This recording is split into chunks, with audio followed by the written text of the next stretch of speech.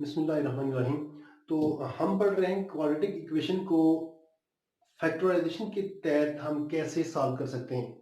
तो उसके हम चंद एक एग्जांपल्स लेंगे, उनको लेके हम सॉल्व करेंगे कि ये किस तरह सॉल्व होता है। इससे पहले हमने पढ़ा कि क्वाड्रेटिक इक्वेशन को क्वाड्रेटिक फार्मूला के थ्रू कैसे सॉल्व किया जाता है। तो अब हम फैक्टराइजेशन के थ्रू सॉल्व करने की ट्राई करेंगे। अब हमारे पास तीन ये क्वेश्चन दिए गए, तीन एग्जांपल्स मैं कह सकता हूँ इनको।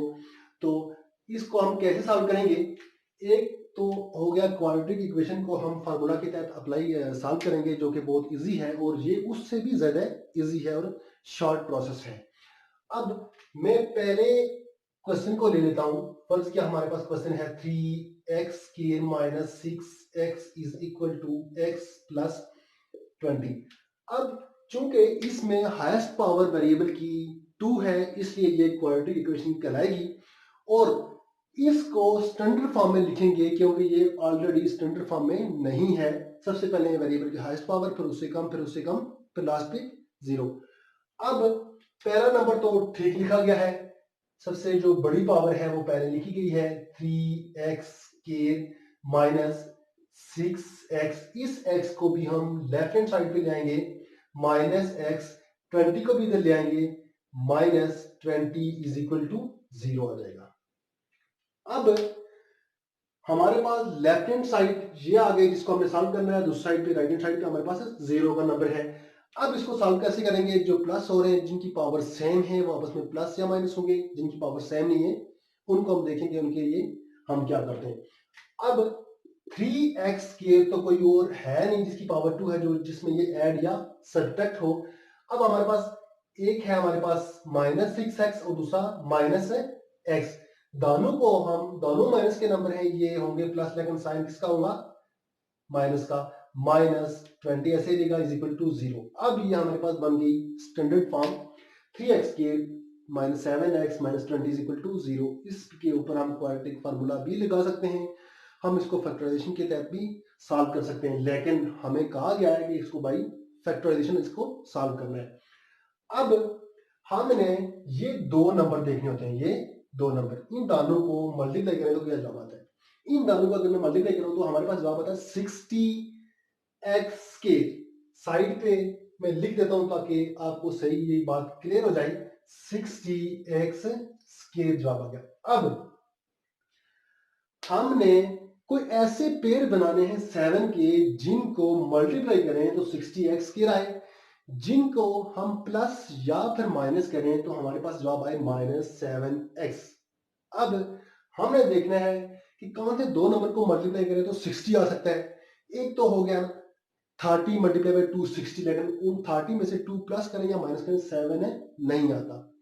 इसी तरह हम कह सकते हैं कि 12 को मल्टीप्लाई करें किससे तो 60 आएगा।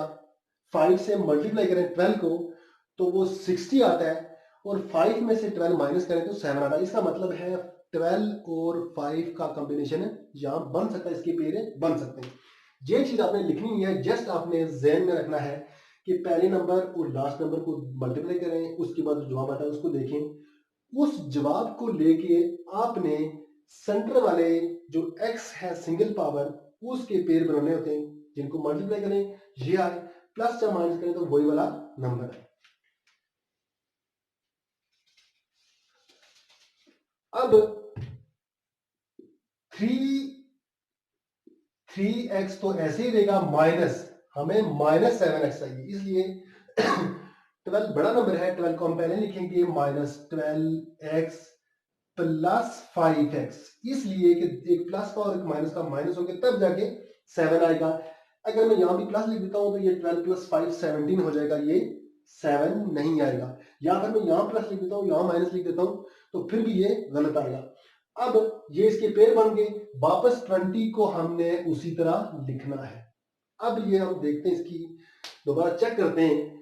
7x की जगह हमने 12x प्लस 5x लिख दिया, जो कि वापस जब इसको सॉल्व करते हैं वापस से वही 7x आता है, इसलिए ये वैलिड है। इक्वेशन खराब नहीं हुई अभी तक, बैलेंस है। इक्वेशन बैलेंस होनी चाहिए, जब इक्वेशन बैलेंस ना हो, अनबैलेंस हो जाए, इसका मतलब आपका क्वेश्चन है गलत है। अब हमने इन दानों और इन दानों में देखना है कि कौन सी चीज कॉमन है इन दोनों में। 3x² और 12x में कौन सी चीज कॉमन है। अब 3 यहाँ है, 3 यहाँ भी है, 3 है ये, और 3 को 4 से मल्टीप्लाई करें 12 आता है। इसका मतलब है यहाँ भी 3 है और यहाँ भी है, इसके फैक्टर में तो 3 आता है। अब यहाँ एक 2x है, x² है, और यहाँ सिंगल x है। इसका मतलब है इसमें जो कॉमन आएगा 3x कॉमन आ गया, यहाँ 3x बाहर आ गया, पावर 2 थी तो 1x बच गया, आगे माइनस है, तो 3 को 4 से मल्टीप्लाई करते हैं तो 12 आता है। इसका मतलब है यहाँ बच गया हमारे पास 4x, एक ही था वो बाहर आ गया, x - 4 अंदर बच गया।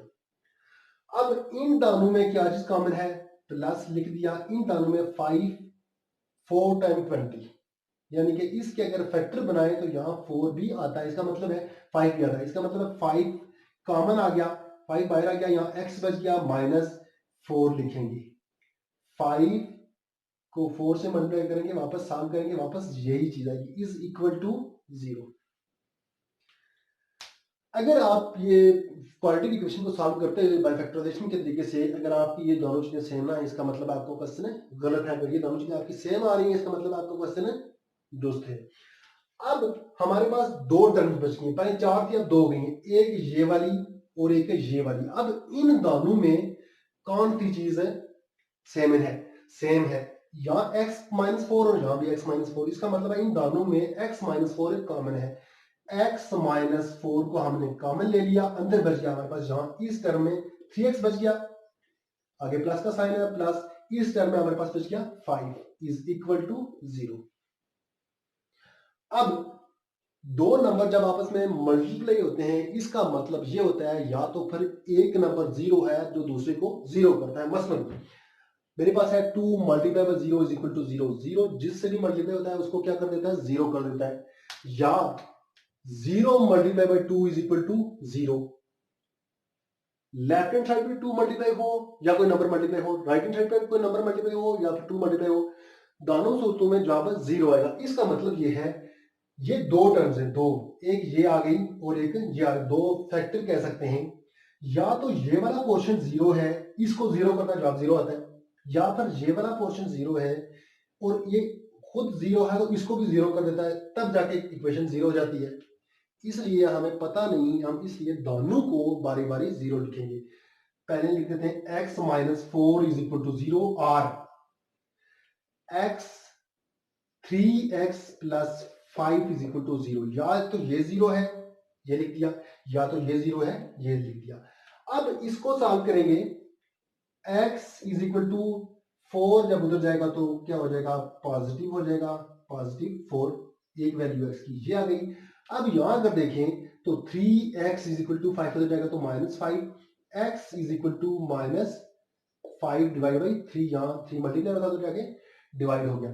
अब इस इक्वेशन के दो सोल्यूशन आ गए। जो पहली इक्वेशन थी 3x - 6 is equal to x plus 20, एक क्वाड्रेटिक इक्वेशन थी। क्वाड्रेटिक इक्वेशन की पावर 2 होती है, जिस इक्वेशन की पावर 2 हो, 3 हो, जितनी उसकी पावर होगी इतने ही उसके सोल्यूशन होंगे। एक सोल्यूशन ये आ गया और एक सोल्यूशन ये आ गया। अब 1 मिनट में, शॉर्ट से टाइम में, हम दूसरे क्वेश्चन को भी सॉल्व करने की ट्राई कर लेते हैं।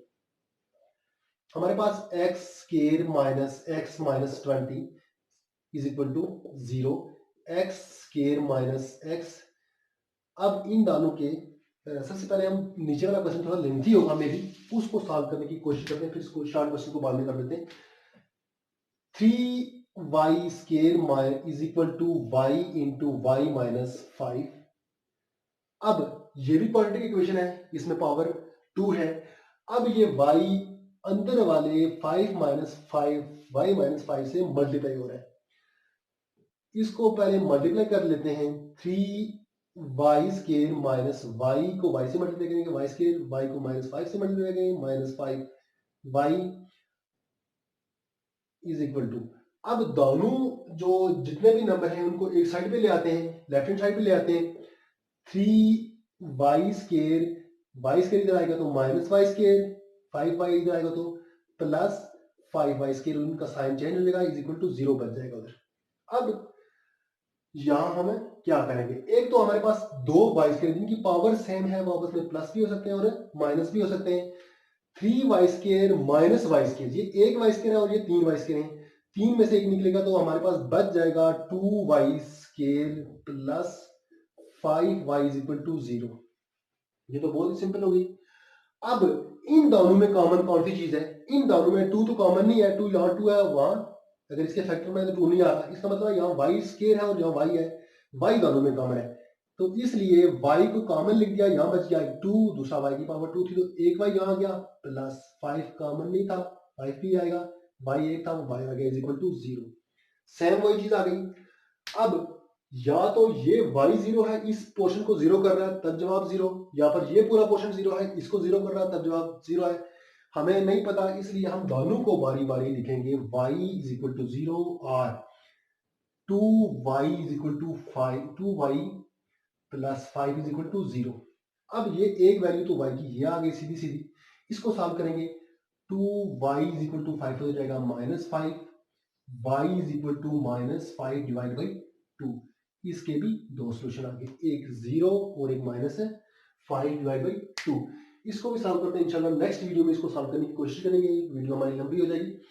तो उसके बाद हम पढ़ेंगे bye completing square quadratic equation को कैसे सॉल्व किया जा सकता है। Thank you.